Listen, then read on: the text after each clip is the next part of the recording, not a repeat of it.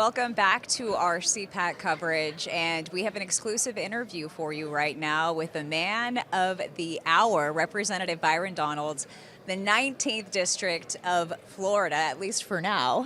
Of course, you just received a raving review and a huge endorsement from the most important man on the planet just yesterday. Did that surprise you at all when President Donald J. Trump endorsed you for the governor of Florida? I mean, I was a little surprised when it came out. Caught me off guard, but, that's okay. I think the big thing is, having the support of the president, honestly, is surreal. And it's really an honor. And so, the responsibility now is to make sure that, whatever happens going forward, that you get that job done and you do it right. And it's really about the people and making sure that the people get the government that they need that allows them to be the best that they can be.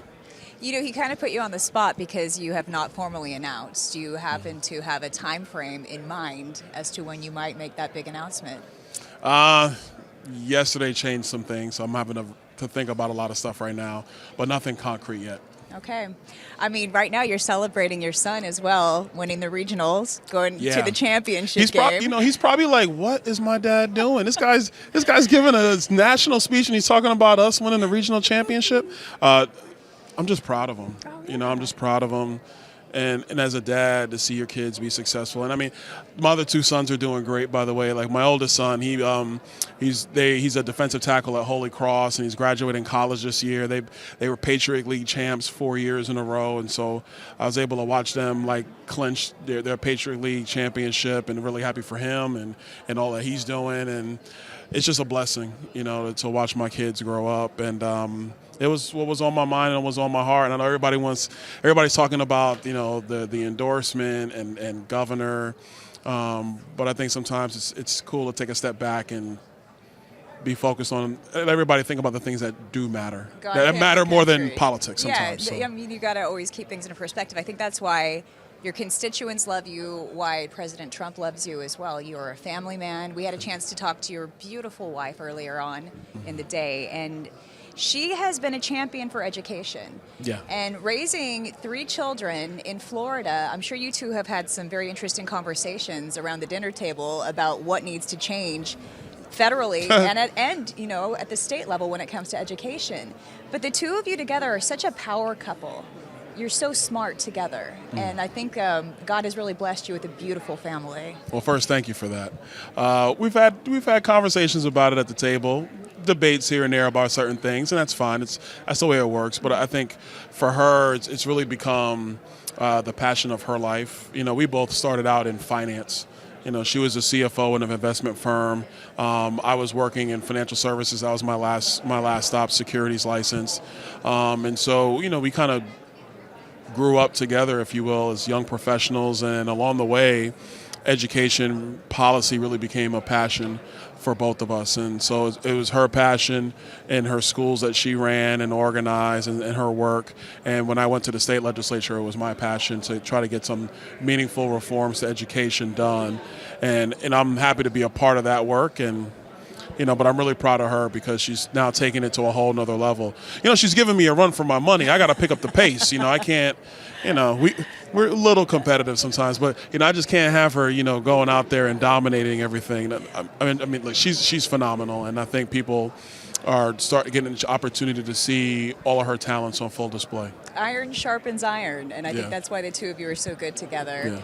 I would ask you this. You didn't win your first race. You got out there, you were a businessman, you stepped into politics, but you didn't win the first time. What would you say to anybody who wants to make a significant change, an America First change in this country, and wants to step into the political ring? What advice would you give them?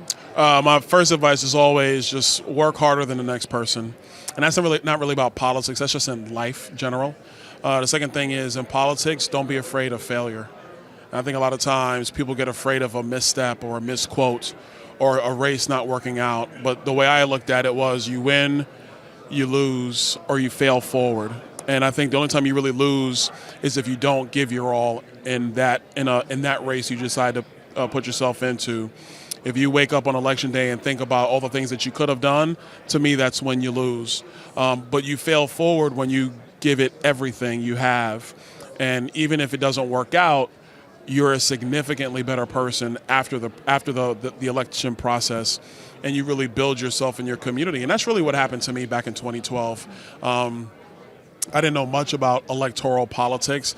I knew about like political philosophy and economics, and I tried to figure out electoral politics on the fly.